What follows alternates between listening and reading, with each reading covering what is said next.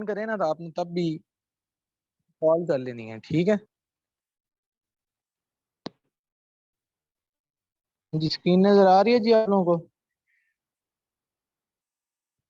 Screen नजर आ रही है, आवाज आ रही है? बस अब मैं शुरू करने लगा हूं। और सारे बच्चे जो है ना बिल्कुल ऐसे एक्टिव हो जाएं, ठीक है। बहुत अच्छा पढ़ना है और अभी याद करके जाना है। हमने करना ऐसे है कि इंशाल्लाह दो से दो हम पढ़ेंगे विटामिन और एक हम पढ़ेंगे मिनरल। आयरन पढ़ेंगे। अब मेरी बात पहले सुन लें आप लोग। आयरन आप लोगों को पहले ही मैं सारा करवा चुका हूँ, सारे का सारा। एक एक बात मैंने आरबीसी में आयरन की बताई थी।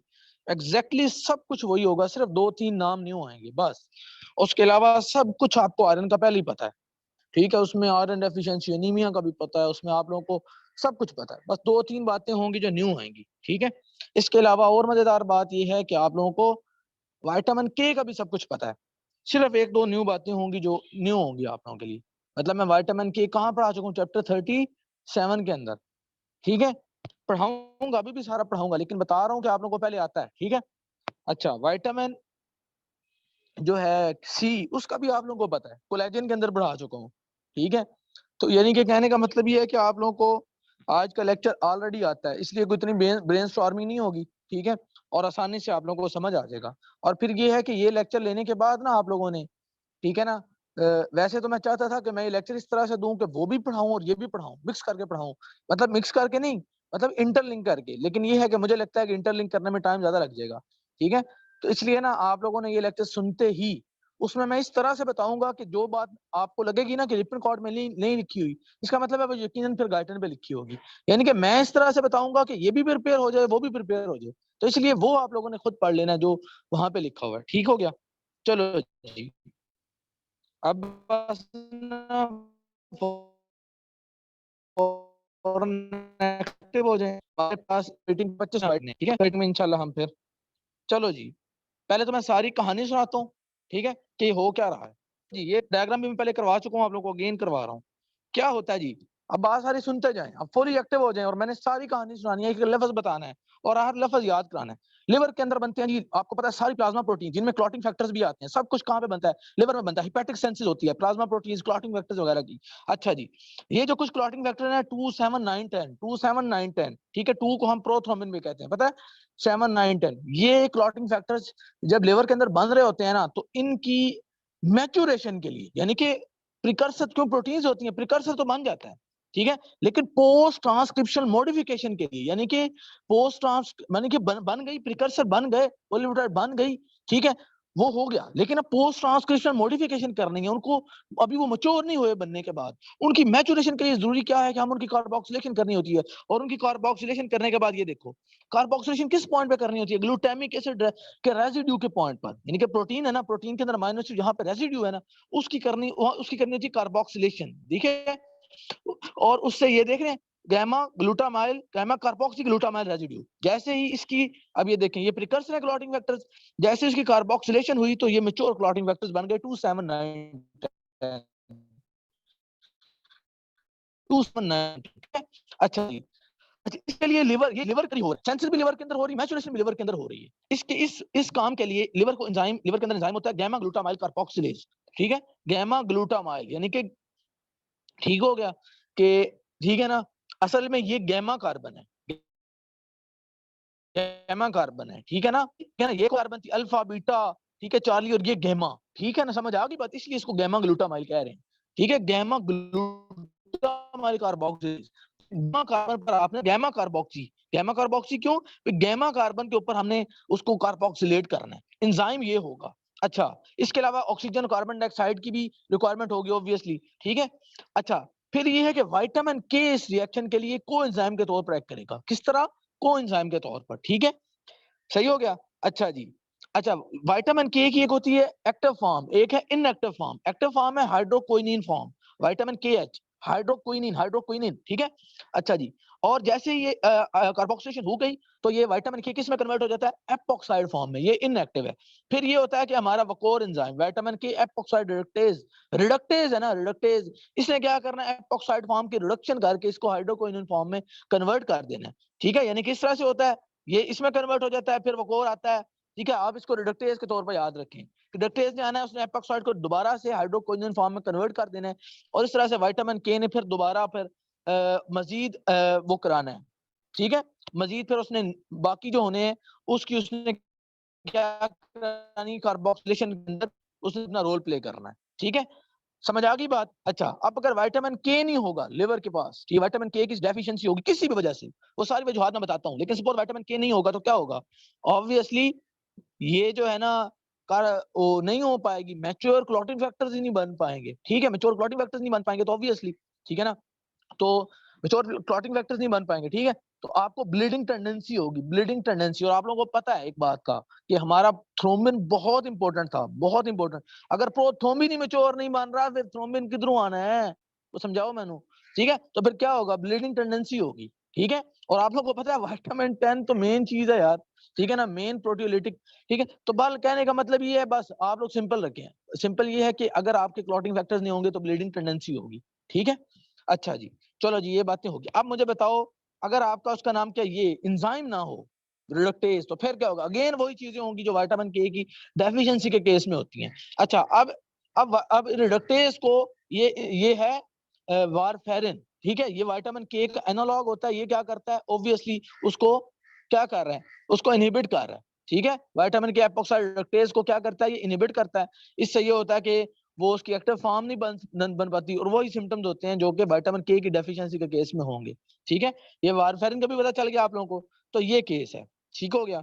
अब आप लोगों को क्या पता चला, अब आप लोगों को पता चला कि ये पोस्ट ट्रांसक्रिप्शनल मॉडिफिकेशन करनी होती है, कोएंजाइम के तौर पर एक्ट करता है, कार्बोक्सिलेशन करनी होती है ग्लूटामिक एसिड्स की, ठीक है, अच्छा जी ये बातें पता चल गई, ठीक है, हिपैटिक सेंसिस होती है, उधर विटामिन के की जरूरत होती है क्योंकि विटामिन के डिपेंडेंट कार्बोक्सिलेशन होनी होती है ग्लूटामिक एसिड रेजिड्यूज की, ठीक है, और गामा ग्लूटामाइल रेजिड्यूज बनने होते हैं जो कि किस में होते हैं, हमारे मैच्योर क्लॉटिंग फैक्टर्स में, ठीक है, फिर हमने पढ़ा कि हाइड्रोकोनिन फॉर्म है जो कि एक्टिव फॉर्म है, ठीक है, वो एपोक्साइड में कन्वर्ट हो जाता है, ऑक्सीडेशन उसकी होती है और वो एपोक्साइड में कन्वर्ट हो जाता है, इनएक्टिव हो जाता है, वारफेरिन आके उसको इनहिबिट कर सकता है, किसको, हमारे वकोर एंजाइम को, ठीक है, वकोर एंजाइम अगर इनहिबिट हो जाता है, वकोर एंजाइम किस लिए चाहिए, इसने फंक्शनल हाइड्रोक्विनोन फॉर्म को दोबारा से लेके आना होता है, सारी बातें बता दी हैं, ठीक है, और फिर बुक के ऊपर से भी बता दी हैं, ठीक हो गया।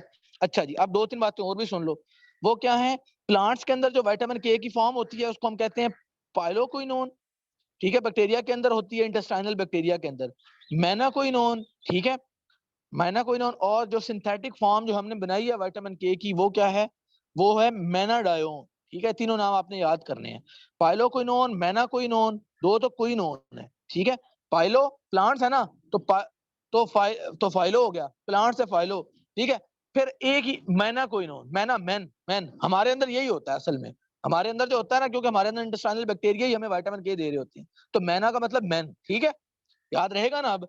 अच्छा जी, अब ये मेनाडायोन, ठीक है, मेनाडायोन इस कन्वर्ट, अच्छा चलो ठीक हो गया ना, अच्छा जी, तो ये जो मेनाडायोन सिंथेटिक फॉर्म ये बाद में कन्वर्ट हो जाता है इसमें विटामिन के 2 में, यानी कि सिंथेटिकली हम ये देते हैं लेकिन ये बाद में के 2 में ही कन्वर्ट हो जाता है, यानी कि अगर हमने किसी को देना भी है बाहर से, ठीक है, तो मसलन कि हम किसी को दिया जिसमें विटामिन के की कमी थी, ठीक है, तो ये बाद में किस में कन्वर्ट हो जाता है, इसमें मेनाक्विनोन में, समझ आ गई बात, सिंथेटिक दिया है ना, तो चाहिए तो हमें मेनाक्विनोन ही ना, क्योंकि हमारे अंदर तो वही होता है, ठीक है, जो हमारे अंदर इंटेस्टाइनल बैक्टीरिया वगैरह बना रहे होते हैं, तो ये जाके उसी में कन्वर्ट हो जाता है, ठीक है, ये के 2 है, के 2, ठीक है, ये क्या है के 1, ठीक है, चलो जी ये बातें पता चल गई आप लोगों को, चलो ठीक है, अब जरा आगे आते जाओ जरा आते जाओ, ठीक है, ये देख रहे हो इंटेस्टाइनल बैक्टीरिया जो है, गट बैक्टीरिया वो इसको बनाते हैं, ये बात भी पता चल गई आप लोगों को, ठीक है, अच्छा ये जो कार्बोक्सिलेशन का जो हुआ है ना अभी, ये जो हमने ग्लार रेजिड्यूज पढ़े हैं, ठीक है, ये जो कार्बोक्सिलेशन हुई है, वो कहता है कि ये सिर्फ और सिर्फ उसका नाम क्या, जरूरी नहीं है कि ये सिर्फ क्लॉटिंग फैक्टर्स में ही हो, ठीक है, बल्कि ये ऑस्टियोकैल्सिन में भी यही काम होता है, matrix glass proteins of bone में भी यही हो रहा होता है, प्रोटीन सी और एस में भी हो रहा होता है, यानी कि जरूरी नहीं है, ठीक है ना, देख रहे हो, glass protein also present protein other than those involved in forming a blood clot, यानी कि वो कहने का ये मतलब है कि सिर्फ ये नहीं है कि ये काम सिर्फ और सिर्फ इन प्रोटीन्स में होता है जो कि क्लॉटिंग फैक्टर है, जो कि क्लॉट बनाते हैं, नहीं नहीं नहीं, ये इसके अलावा भी मतलब और भी कुछ प्रोटीन्स के अंदर ये हो रहा होता है, मतलब ऑब्वियसली, ठीक है ना, तो उसकी उसने क्या मिसाल लिखी है, प्रोटीन सी एंड एस, ठीक है, प्रोटीन सी एंड एस, जो कि limiting the formation of blood clot, यानी कि वो हमारे ऊपर 2, 7, 9, 10 थे, वो क्लॉट बना रहे थे। ये प्रोटीन सी और एस के अंदर भी हो रहा होता है, जो कि लिमिट कर रहे होते हैं क्लॉट की formation. Protein C and S क्या है, जो क्लॉट की, ये तो ऊपर वाले जो थे क्लॉट बना रहे थे, ये क्लॉट की फॉर्मेशन को लिमिट कर रहे हैं। इसके अलावा बोन्स के अंदर भी, बोन्स के अंदर कौन सी प्रोटीन, ओस्टियोकैल्सिन है, ठीक है, मैट्रिक्स गला protein of the bone, matrix के अंदर जो उसकी कुछ प्रोटीन्स है मैट्रिक्स के अंदर, ठीक है। इसका मतलब ये है कि अगर विटामिन के की डेफिशिएंसी हुई तो सिर्फ सन ब्लीडिंग टेंडेंसी नहीं होनी, सन नाल बोन की हेल्थ भी हमारी खराब होगी। क्यों, समझ आ गई? क्योंकि इसने मैट्रिक्स गला प्रोटीन के भी तो इसने बनानी है ना, ओस्टियोकैल्सिन वगैरह, मैट्रिक्स गला प्रोटीन भी बोन की बननी है। इसलिए जैसे ही हमारा विटामिन के की डेफिशिएंसी होगी तो ब्लीडिंग टेंडेंसी भी होगी और बोन हेल्थ भी खराब होगी। ठीक हो गया, ये बातें पता चल गई। चलो जी, अब एक और बात यहाँ पे मैंने बता दी कि गट माइक्रोबायोटा जो है, ठीक है, उन्होंने विटामिन के की सेंसिस करनी होती है, बताया ना अभी, ठीक है। अच्छा, अब एक बात मैंने आपको फिजियो में बताई थी कि न्यू बॉर्न्स के अंदर जो होता है ना, न्यू बॉर्न जब बनते हैं तो उनके अंदर जो इंटेस्टाइन होती है वो स्टेराइल होती है, यानी कि अभी उनकी इंटेस्टाइन के अंदर इंटेस्टाइनल फ्लोरा डेवलप ही नहीं हुए होते। नए बच्चे के अंदर, अभी बच्चा पैदा हुआ है, उसके भी इंटेस्टाइन बिल्कुल स्टेराइल है, उसके अंदर अभी विटामिन के बन ही नहीं रहा। इसका मतलब है आपको उसको विटामिन देना पड़ेगा, देना पड़ेगा ना, क्योंकि हमारे अंदर मैच्योर बंदे के अंदर तो वो विटामिन के इंटेस्टाइनल फ्लोरा बना रहा है, ठीक है। तो इसलिए हमारे अंदर तो आमतौर पे डेफिशिएंसी होती ही नहीं, आमतौर पे, मतलब सीधे आमतौर पे नहीं होती डेफिशिएंसी, ठीक है। लेकिन बच्चे जो भी स्टाइल, तो उसके अंदर क्या सीन होता है, फिर आपको उसको इंट्रामस्कुलर डोज देनी होती है विटामिन की। अगर आप नहीं दोगे बनेगा तो ब्लीडिंग टेंडेंसी और हेमरेज शुरू हो जाएगा। समझ आ गई बात? सही है ना, बात समझ आ रही है? ठीक है, कि सारा वो क्लॉटिंग वाला चैप्टर देखो ना, ठीक है, कि उसकी सारी ब्लीडिंग टेंडेंसी होगी। क्लॉटिंग करना क्या होता था, किसी को ये बात हमें किसी को यही ना पता हो कि क्लॉटिंग करना क्या होता है। जब आपकी कोई वेसल रप्चर होती है ना, वेसल रप्चर हो गई, तो इन क्लॉटिंग फैक्टर्स ने उधर क्लॉट बना के वेसल के अंदर से ब्लीडिंग को रोकना होता है, वेसल के अंदर से ब्लीडिंग को रोकना होता है, ठीक है। तो अगर ये नहीं होगा तो वो तो उसको तो, ठीक है ना, उसकी ब्लीडिंग कौन रोकेगा? तो इसलिए ब्लीडिंग ब्लीडिंग टेंडेंसी होती है अगर क्लॉटिंग फैक्टर्स ना हो, अगर विटामिन के की कमी हो तो, ठीक हो गया।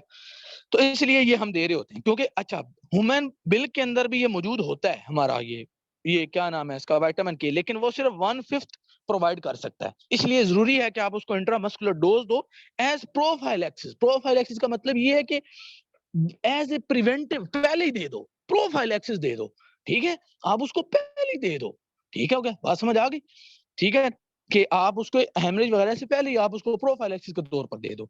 चलो जी, ये बातें पता चल गई, ठीक है। अच्छा जी, अब जो मैंने कहा ना कि नॉर्मली तो हमारे अंदर जो है ना वो हमारे जो न्यू बॉर्न, हमारे अंदर वो विटामिन के की डेफिशिएंसी नहीं होती, ठीक है। क्यों बोला? क्योंकि एक तरफ तो हमारी डाइट में भी आ रहा होता है, ठीक है, और दूसरी तरफ हमारे इंटेस्टाइनल बैक्टीरिया हमारे अंदर बना रहे हैं। लेकिन ये है कि, ठीक है ना, अगर आपको ऐसी एंटीबायोटिक लो जिससे वो इंटेस्टाइनल पॉपुलेशन जो है गट के अंदर जो बैक्टीरिया की पॉपुलेशन है वो डिक्रीज हो जाए, आपको ऐसी एंटीबायोटिक से, तो फिर वो जो विटामिन हमारे अंदर एंडोजिनसली बन रहा है वो कम हो जाएगा, ठीक है ना। आपने कोई ऐसी एंटीबायोटिक लेना शुरू कर दी कि वो बैक्टीरिया बेचारे मरना शुरू हो गए, ठीक है ना।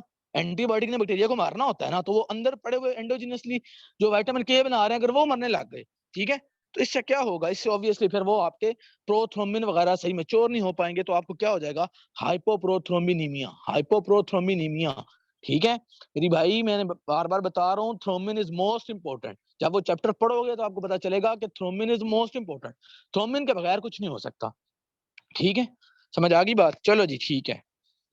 तो ये बात हो गई कि अगर हम आप एंटीबायोटिक्स लेके, अलबत्ता हमारे अंदर भी मसला बन सकता है क्योंकि हमारे बैक्टीरिया मर जाएंगे उससे, ठीक है। अच्छा जी, फिर ये है कि इससे ब्लीडिंग टेंडेंसी होगी, ठीक है ना। अच्छा जी, कुछ हैं सेफेलोस्पोरिन एंटीबायोटिक्स, जैसा कि सिफेनामेंडोल, ठीक है, ये भी वही काम कर रहे होते हैं, ठीक है। लेकिन ये कैसे करते हैं, ये वही जो वारफेरिन ने नहीं किया था, वकोर को इनहिबिट किया था वारफेरिन लाइक, तो ये उस तरह से यानी कि कर रहे होते हैं, यानी कि इसने तो बैक्टीरिया को ही मार दिया ना जिसने विटामिन के बनाना है। इन्होंने क्या किया, ये स्वेलोस्पोरिन ने, इन्होंने बैक्टीरिया को नहीं मारा, ठीक है। सिर्फ ये है कि वो जो वारफेरिन लाइक एक्ट करके ना उस एंजाइम को रोक दिया जिसने उसकी एक्टिव फॉर्म बनानी है। समझ आ गई दोनों के एक्शन की, ठीक है, कि एक तो हमारी एंटीबायोटिक ये भी कर सकती है कि बैक्टीरियल फ्लोरा की ही कोई मार दें, उसकी पॉपुलेशन ही कम कर दें। और नंबर 2, सेफेलोस्पोरिन जो एंटीबायोटिक्स हैं वो क्या कर सकती हैं, वो ये कर सकती हैं कि वो उसका नाम क्या आपका वकोर लाइक एक्शन कर सकती, वारफेरिन लाइक एक्शन कर सकती हैं। बस बस इतना याद रख लिया, को आपको बाकी खुद ही याद आ जाएगा। कहा था कि सिंथेटिक है, और हमने कहा था कि सिंथेटिक है मैनाडायोन, जो कि बाद में मैनाक्विनोन में कन्वर्ट हो जाता है, हमने कहा था। तो ये जो होता है ना, अगर आप इसको प्रोलॉन्ग्ड एडमिनिस्ट्रेशन दो, यानी कि आप दे ही जा रहे हो, प्रोलॉन्ग दो, तो उससे ये होता है कि आपको हिमोलिटिक एनीमिया और जॉन्डिस हो जाता है। उसकी क्या वजह है? क्योंकि इसके टॉक्सिक इफेक्ट्स होते हैं आरबीसी की मेम्ब्रेन पर। तो इसलिए वो आरबीसी की मेम्ब्रेन पर टॉक्सिक इफेक्ट डाल के आरबीसी को रप्चर कर देगा। उससे क्या हो जाएगा? आरबीसी का रप्चर होने से क्या होगा? Haemolytic anaemia. ऑब्वियसली ये बातें आपको पता है कि हिमोलिटिक एनीमिया में क्या होता है? आरबीसी रप्चर होता है, ठीक है। और फिर जॉन्डिस क्यों होगा? क्योंकि वो जब हीमोग्लोबिन निकलेगा तो वो फिर ऑब्वियसली हीम के जरिए कब तक आते बिलिरुबिन में कन्वर्ट होगा, बिलिरुबिन का लेवल हाई हो जाएगा, तो इसको हम क्या कहेंगे? जॉन्डिस कहेंगे, ठीक है। पता है ना इन बातों का सारा, ठीक है। वो हम पहले ही मैं पढ़ा चुका हूँ सारा। तो ये यानी कि ये याद रखना है कि मैनाडायोन की प्रोलॉन्ग, लेकिन ये लफ्ज याद रखना, प्रोलॉन्ग्ड एडमिनिस्ट्रेशन, ठीक है। तो इसलिए जो है ना, प्रोलॉन्ग्ड एडमिनिस्ट्रेशन नहीं आप इसकी कर सकते, ठीक है, क्योंकि उस केस में आपको हिमोलिटिक एनीमिया और जॉन्डिस हो जाएगा, ठीक है। टॉक्सिक इफेक्ट है इसके मेम्ब्रेन पर, ठीक हो गया। ये सारी बातें पता चल गई, ठीक है। अच्छा जी, अब यहाँ पे आओ, ये देखो, ये देखो देखो देखो क्या हो रहा है। आपका प्रिकर्सर है ये 2 7 9 10, अभी बोलो 2 7 9 10, 27 और 9 10 और 27, ठीक है। अच्छा जी, ये 2 7 9 10 जो थे, ठीक है, ये हैं आपके वो प्रिकर्सर, ठीक है। अच्छा जी, तो क्या हुआ? अब अगर आपको याद हो तो ग्लूटामिक एसिड के अंदर क्या सीन होता है, किसी को पता है ग्लूटामिक एसिड है क्या? किसी को नहीं पता तो कान पकड़ ले। ये एसिडिक अमीनो एसिड है, इसके अंदर ऑलरेडी एक कार्बोक्सिल ग्रुप एक्स्ट्रा होता है। एक तो वो है ना जो अमीनो एसिड की साइड चेन का जो पेप्टाइड बॉन्ड बनाने में इन्वॉल्व है, इसलिए वो तो उन्होंने शो ही नहीं किया। ये जो शो किया हुआ है ये वो वाला है जो साइड चेन में होता है, क्योंकि जो चेन के अंदर है वो तो पेप्टाइड बॉन्ड बना लिया उसने, वो तो अब नहीं है ना, वो तो इस पेप्टाइड बॉन्ड के अंदर है। जिसने बाहर निकाला है वो क्या चीज है? वो साइड चेन वाला ग्लूटामिक एसिड का कार्बोक्सिल ग्रुप है, ठीक है। ये वो शो किया हुआ है। ये किस में है? ये प्रिकर्सर में, ठीक है। यानी कि जो इमेच्योर क्लॉटिंग फैक्टर जो बने प्रिकर्सर वो है। ये देखो, अब आपने कार्बन डाइऑक्साइड ऐड की, विटामिन के की, हाइड्रोक्विनोन फॉर्म ऐड की, ठीक है। इससे इसने क्या हुआ? ये देखो कार्बोक्सिलेशन होगी इसकी गैमा कार्बन पे, गैमा कार्बन पे, ठीक है, ग्लूटामिक एसिड की गैमा कार्बन पे, ठीक हो गया। और ये देखो जी आपकी गैमा कार्बोक्सी ग्लूटामेट बन गया, ठीक है। और इस तरह से जो क्लॉटिंग फैक्टर से आपके मैच्योर हो गए। ये काम देखो देखो देखो किसके अंदर हो रहा है? लिवर के अंदर, याद रहेगा, ठीक है। अच्छा, अब आगे थोड़ी सी कहानी सुन लो, ठीक है, कि ये जो बन जाता है तो इसका आगे फिर क्या सीन है। ये जो मेच्योर क्लॉटिंग फैक्टर बन गया, अब इसके बाद दो दो नेगेटिव आइन है, दो दो नेगेटिव हैं, तो ये कैल्शियम के साथ बाइंड कर लेंगे, तो इसलिए गुड चिलेटर्स हैं कैल्शियम के। गुड चिलेटर्स किसके हैं? कैल्शियम के। याद रहेगा, ठीक है। देखो ना, नेगेटिव आइन है, दो दो नेगेटिव, तो ये क्या है? ये कैल्शियम के गुड चिलेटर्स हैं, ठीक है। नेगेटिव है ना, तो चिलेटर कौन होता है? जो उसको पकड़ लेता है, ठीक है, उसको घूमने फिरने उसको पकड़ लेता है। तो ये हो गया आपने कैल्शियम के गुड चिलेटर है, याद रहेगा। कौन सा? मेच्योर क्लॉटिंग फैक्टर्स, ठीक है। अच्छा जी, अब इसका मतलब है ये प्रोथ्रोम्बिन और कैल्शियम का कॉम्प्लेक्स बन गया। प्रोथ्रोम्बिन और ये देखो ना, समझ लो ये कोई इनमें से कोई भी है, ठीक है। तो आपका यानी कि क्लॉटिंग फैक्टर और कैल्शियम का कॉम्प्लेक्स बन गया। अच्छा जी, अब ये क्या है? Membrane phospholipids. अब किसी को पता है फास्फोलिपिड्स जो है उन पे कौन सा चार्ज होता है? ऑब्वियसली नेगेटिव चार्ज होता है, ठीक है ना। फास्फोलिपिड्स, फास्फोलिपिड्स की कंपोजिशन पढ़ाऊंगा मैं, ठीक है, ठीक है ना। लिपिड्स में जाकर पढ़ाऊंगा कि उनकी क्या होता है, उन पे नेगेटिव चार्ज होता है। तो ये कैल्शियम क्या करेगा? कैल्शियम आगे से उनके साथ बाइंड कर देगा, मेम्ब्रेन के फास्फोलिपिड्स के साथ, ठीक है। कहानी समझ आ रही है कि हमने, अब आप खुद सोचो, ठीक है, कि सिर्फ हमने इसको मैच्योर किया ताकि इस पे नेगेटिव चार्ज ज्यादा हो जाए और वो फिर कैल्शियम के साथ बाइंड कर जाए, फिर कैल्शियम आगे उसके साथ बाइंड कर जाए, ठीक है ना। आपका किसके साथ? मेम्ब्रेन के फास्फोलिपिड्स के साथ, ठीक है। इस जैसे ही ये इसके साथ बाइंड करता है ना, तो ये जो प्रोथ्रोम्बिन होता है इसकी कन्वर्जन टू थ्रोम्बिन बढ़ जाती है। और आपको पता है मेन चीज थ्रोम्बिन है, प्रोथ्रोम्बिन मेन चीज नहीं है। प्रोथ्रोम्बिन तो इनएक्टिव होता है, यानी कि प्रोथ्रोम्बिन एक एक इनएक्टिव फॉर्म है, ठीक है, जो कि बाद में थ्रोम्बिन में कन्वर्ट होती है। ये बात पता है आप लोगों को कि प्रोथ्रोम्बिन जो है वो थ्रोम्बिन में कन्वर्ट होता है। तो जैसे ही इसका अटैच होता है तो इसकी इसकी जो है ना आगे से कन्वर्जन टू थ्रोम्बिन वो बढ़ जाती है, यानी कि रेट जिस पे प्रोथ्रोम्बिन है थ्रोम्बिन में कन्वर्ट होना है। अच्छा, फिर थ्रोम्बिन का आगे एक्शन क्या होता है? उसने फाइब्रिनोजिन को, जो कि ठीक है, फाइब्रिनोजिन को किस में कन्वर्ट करना है? फिब्रिन में। फिर फिब्रिन आपका क्लॉट बनाता है, मेन जो मेश वर्क होता है वो फिब्रिन बनाता है, ठीक है। थोड़ी सी बातें और समझ आ गई? थोड़ी सी। चलो जी, आप लोगों का ऑलमोस्ट ये जो है ना पहला विटामिन हो गया है, ठीक है। अब मैं थोड़ी सी और बातें बताता हूँ आप लोगों को। ये देखो, ये देखो किसी बच्चे को अब याद हो के ये देखो, ये जो हम कह रहे हैं मेम्ब्रेन के फास्फोलिपिड, वो कौन सी मेम्ब्रेन है? डैमेज एंडोथेलियम है। डैमेज एंडोथेलियम यानी कि आपकी वेसल रप्चर हुई है ना, वेसल, ठीक है, वो जो रप्चर हुई तो उससे क्या हुआ, उससे उसके फास्फोलिपिड जो थे ना वो एक्सपोज हुए, उसके आपके फास्फोलिपिड्स एक्सपोज हुए, ठीक हो गया। अच्छा, फिर ये कि डैमेज एंडोथेलियम एंड प्लेटलेट्स, किसको याद है एक चीज थी, प्लेटलेट फास्फोलिपिड्स, किसी को याद हो, किसी को, कि प्लेटलेट फास्फोलिपिड्स भी कोई ना कोई चीज थी ना। तो बेसिकली जब वो, ठीक, तो ये उसके साथ भी यानी कि जैसे ही अटैचमेंट कर रहे होते हैं, लफ्ज देखो, अटैचमेंट करते हैं तो क्या होता है, increase the rate at which proteolytic conversion, proteolytic conversion, क्योंकि ये प्रोथ्रोम्बिन जो होती है ये क्या होता है, ये प्रोटीन होती है, ठीक है, ये जब टूटती है तो थ्रोम्बिन बनता है। बेसिकली उसके दो सब यूनिट्स बन रहे होते हैं, प्रोथ्रोम्बिन का टूटने से ना तो थ्रोम्बिन बनता है ना, मतलब उसका ऑलमोस्ट हाफ साइज की ना, यानी कि समझ लो आप कितना समझ लो कि प्रोथ्रोम्बिन प्रोटीन है ना, जैसे वो टूटता है ना तो थ्रोम्बिन बनता है, और प्रोथ्रोम्बिन ऑब्वियसली ये भी क्लॉटिंग फैक्टर है, ये भी प्रोटीन है, ठीक है, तो ये थ्रोम्बिन में कन्वर्ट होता है टूटने के बाद, ठीक है, तो इसलिए प्रोटियोलिटिक इसको कह रहे हैं, proteolytic conversion of prothrombin to thrombin. ये जैसे अटैच होगा तो उस टाइम पे प्रोथ्रोम्बिन की थ्रोम्बिन में कन्वर्जन तेज हो जाएगी। अब आपको मेरी थोड़ी सी और बात समझ आई होगी, क्या ख्याल है? अब मेरी बात को अगेन आखिरी दफा सुन लो, वो क्या है, अब मेरी बात सुनो, जैसी आपकी डैमेज एंडोथेलियम, इसका मतलब है आपकी वेसल रप्चर हो गई है, अच्छा, वेसल रप्चर हुई, इसका मतलब है ब्लीडिंग करनी है, अच्छा, अच्छा जी, ब्लीडिंग करनी है, ठीक है जी।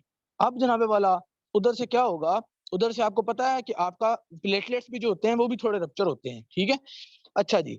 तो प्लेटलेट्स मैंने क्या कहा था, प्लेटलेट्स के अंदर क्या होता है, कैल्शियम होता है, बार बार कहा था कि प्लेटलेट्स के अंदर क्या चीज होती है जिसके अंदर वो कैल्शियम सारा स्टोर होता है, ठीक है, उसके अंदर वो क्या चीज होती है, ठीक है ना, गोल्जी अपरेटस वगैरह के अंदर, ठीक है ना, उन उस यानी कि बहुत सी कैल्शियम जो है फास्फोलिपिड प्लेटलेट्स के अंदर स्टोर होती है। फिर और भी मैंने एक बात बताई थी कि प्लेटलेट्स के अंदर क्या होते हैं, ऑब्वियसली उसकी मेम्ब्रेन है, उसके भी अपने फास्फोलिपिड्स हैं, प्लेटलेट सेल है ना, तो सेल प्लेटलेट्स के ऊपर भी क्या है, मेम्ब्रेन है, मेम्ब्रेन में क्या होता है, फास्फोलिपिड, सारी लिपिड बाइलेयर होती किसकी है यार, फास्फोलिपिड्स की होती है, ठीक है, तो जैसे ही वो रप्चर होते हैं तो उसकी क्या होता है, ठीक है ना, कि उससे वो फास्फोलिपिड जो है वो थोड़े एक्सपोज होते हैं, जिससे ये होता है कि ये आपका कैल्शियम के साथ मिलके, ठीक है, ये जो कॉम्प्लेक्स होता है ये उधर मेम्ब्रेन के साथ अटैच होता है, जैसे ही उधर अटैचमेंट होती है, इधर से प्रोथ्रोम्बिन थ्रोम्बिन में कन्वर्ट हो जाता है, वो फाइब्रिनोजन को फिब्रिन में कन्वर्ट करता है, और इस तरह से वहां पर ये क्लॉट बना देते हैं, इस तरह से वहां पर क्या करते हैं, क्लॉट बनाते हैं, यानी कि इस तरह से उसकी उसकी ब्लीडिंग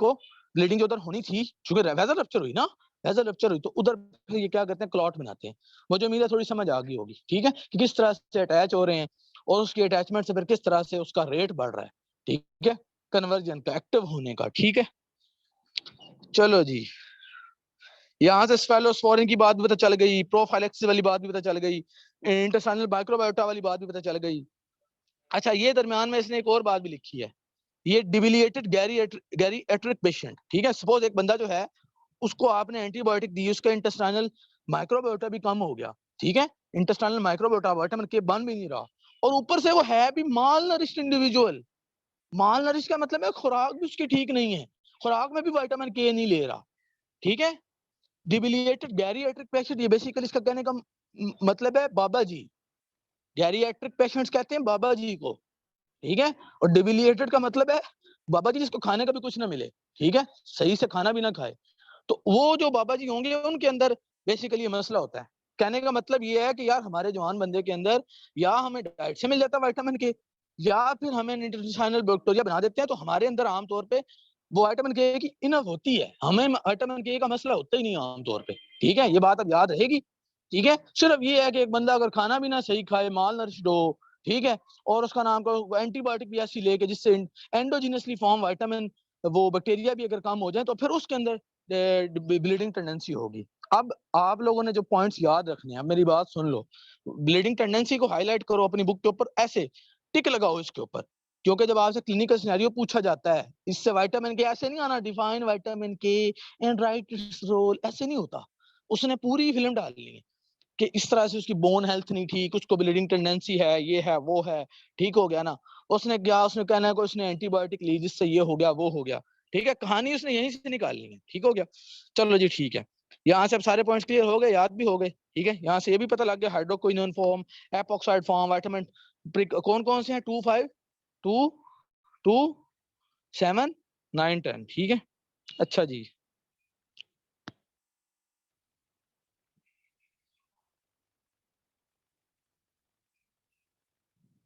अच्छा जरा इसको देख लो, ये जो मैं आपको कोलेजन वगैरह में पढ़ा चुका हूँ, इसलिए अब जल्दी जल्दी बताऊंगा, ठीक है। क्या होता क्या है कि जैसे ही आपका ये जो है ना ल्यूमन के अंदर जाता है, ठीक है, आर या रफ एंडोप्लाज्मिक रेटिकुलम के ल्यूमन के अंदर जब जैसी आपकी वो चेंज आती है ना, प्रो अल्फा चेन, ठीक है, ठीक हो गया। पहले तो होता है प्री प्रो अल्फा चेन, वो जैसे ही वो पहले बाहर बनती है राइबोसोम के ऊपर, ठीक है, फिर क्या होता है प्री प्रो अल्फा चेन जो होती है वो रफ एंडोप्लाज्मिक रेटिकुलम के अंदर जाती है। अंदर किस वजह से जाती है? एक एन टर्मिनल पर एक साइड एक सिग्नल होता है, उसकी वजह से रफ एंडोप्लाज्मिक रेटिकुलम के अंदर जाती है, तो सबसे पहले अंदर जाकर उसके उसी सिग्नल को तोड़ा जाता है, फिर वो बन जाती है प्रो अल्फा चेन।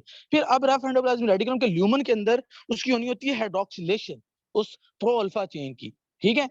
तो उस हाइड्रोक्सिलेशन का जो रिएक्शन है वो ये है कि प्रो अल्फा चेन है ये, ठीक है। अब इसमें होता क्या है हाइड्रोक्सिलेशन में? इसमें होता ये है कि प्रोलीन और लाइसीन के जो अमीनो एसिड्स होते हैं ना इसमें, इस अल्फा, ये मैं बेसिकली कोलेजन की सेंसेस वाला अगेन बता रहा हूँ कि शायद कोई बच्चा हो जिसको अभी तक वो लेक्चर भी ना पता हो, इसलिए बता रहा हूँ, अदरवाइज मुझे जरूरत नहीं थी बताने की, ठीक है। कि ये जो प्रोलीन और लाइसिन होते हैं इनकी हाइड्रोक्सिलेशन होती है, उसके लिए हमें आयरन की जरूरत होती है। ये अस्कॉर्बेट कहते हैं विटामिन सी को, विटामिन सी की एक्टिव फॉर्म को, ठीक है। ये देख लो प्रोलाइल हाइड्रोक्सिलेज एंजाइम होगा, ठीक है। अगर ये लाइसिन का रेजिड्यू की हाइड्रोक्सिलेशन करनी है तो यहाँ पे लाइसाइल हाइड्रोक्सिलेज होगा। और ये देखो ये आपका हाइड्रोक्सीप्रोलाइल रेजिड्यू, ये भी पोस्ट ट्रांसक्रिप्शनल मॉडिफिकेशन है ये भी, ठीक है। और इसके अंदर यानी कि ये बन रहा है। अच्छा ये बनेगा तो इससे क्या होगा? अब ये भी थोड़ी सी कहानी सुन लो, इसकी वजह से क्या होता है, जो हमारा कोलेजन की मॉलिक्यूल होता है ना, एक कोलेजन का एक मॉलिक्यूल, उसमें एक ट्रिपल हेलिक्स बनता है।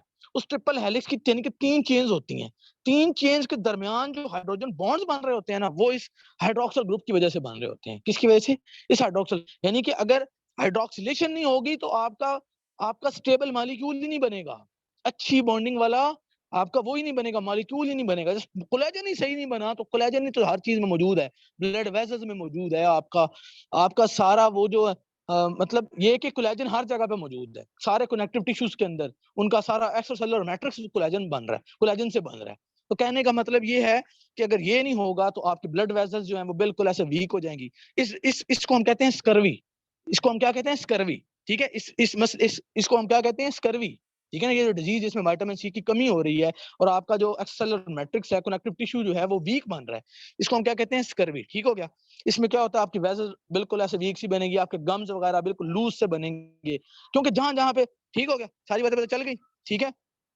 तो ये देख लो, अब इसमें इस विटामिन सी ने भला करना क्या होता है, इसने इस आयरन को ना, आयरन को Fe2+ की फॉर्म में रखना होता है, Fe2+ की फॉर्म में, कि यार ये Fe3+ की फॉर्म में ना जाए, ये बात अब याद रखनी है।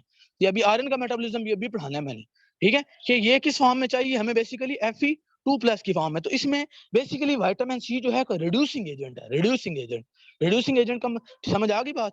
तो इसने क्या करना है, इसने रिडक्शन करके रखनी है, ठीक है। इसने इसको ना आयरन को Fe2+ की फॉर्म में रखना है, ठीक हो गया, ये बात याद रहेगी अब, ठीक है, कि Fe3+ की फॉर्म में नहीं जाने देना उसको। ये प्रोलाइल हाइड्रोक्सिलेज जो है उसका ये क्या है? उसका ये कोएंजाइम है, ठीक है। ये क्या है? ये उसका विटामिन सी का है, उसका कोएंजाइम है, ठीक है। चलो जी, इतनी बात चल गई, ठीक है। कि और इस रिएक्शन के लिए हमें ऑक्सीजन वगैरह भी चाहिए और ये वो, ठीक है। चलो जी,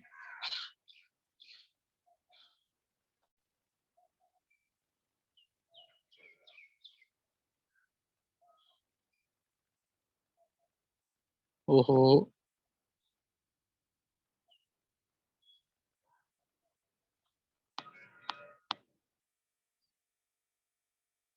अच्छा जी, अब विटामिन ई को जरा सुनो। विटामिन ई जो है ना वो 8 टोकोफेरोल्स पर मुश्तमिल है, जिसमें सबसे मोस्ट एक्टिव अल्फा टोकोफेरोल है, मोस्ट एक्टिव, ठीक है। ये एंटीऑक्सीडेंट के तौर पर काम करता है विटामिन ई। वेजिटेबल ऑयल्स में सबसे ज्यादा रिच होता है, ठीक है, वेजिटेबल ऑयल्स में, ठीक हो गया। और उसका नाम क्या है? ये बात सबसे ज्यादा याद रखना कि ये जो है ना विटामिन ई एंटीऑक्सीडेंट के तौर पर काम करता क्या है? नॉन एंजाइमिक ऑक्सीडेशन को प्रिवेंट करता है, नॉन एंजाइमिक ऑक्सीडेशन, एंटीऑक्सीडेंट है ना, इसका मतलब इसमें ऑक्सीडेशन नहीं होनी देनी। तो ये नॉन एंजाइमिक जो ऑक्सीडेशन होती है ना उसको रोकता है, ठीक है। और क्या करता है, और एंड पर oxidation of poly unsaturated fatty acid by oxygen and free radicals. और मजीद ये क्या, पर ऑक्सीडेशन, ये मैं टॉपिक पढ़ाऊंगा आपको फैट्स में, ठीक है ना। पर oxidation of poly unsaturated fatty acid, यानी कि फैटी एसिड की पर ऑक्सीडेशन को रोकता है, ठीक है ना, by oxygen and free radicals. यानी कि इसने बेसिकली ऑक्सीडेशन नहीं होने देनी, नॉन एंजाइमिक ऑक्सीडेशन, यानी कि फजूल किस्म की ऑक्सीडेशन यार, एम ही हो रही है ऑक्सीडेशन। हम चाहते हैं भाई ऑक्सीडेशन हो तो हमारी प्रोटीन्स जो है ना वो डीनेचर हो जाती है, ये याद रखना बात। इसलिए ये बॉडी के अंदर एंटीऑक्सीडेंट के तौर पर एक्ट करता है यार। रिएक्टिव ऑक्सीजन स्पीशीज वगैरह आके हर प्रोटीन की ऑक्सीडेशन कर दें, आपकी आपका क्या होगा, आपकी ये जो है ना आपकी आरबीसी, मैंने उधर भी बताया था कि आरबीसी अपने एटीपी यूज करता है, किस लिए करता है याद है, चैप्टर 33 में लेके जा रहा हूँ। इसलिए भी हमारी ऑक्सीडेशन ना हो, हमारी मेम्ब्रेन की प्रोटीन की ऑक्सीडेशन ना हो, हमारी मेम्ब्रेन अगर डीनेचर होगी, प्रोटीन डीनेचर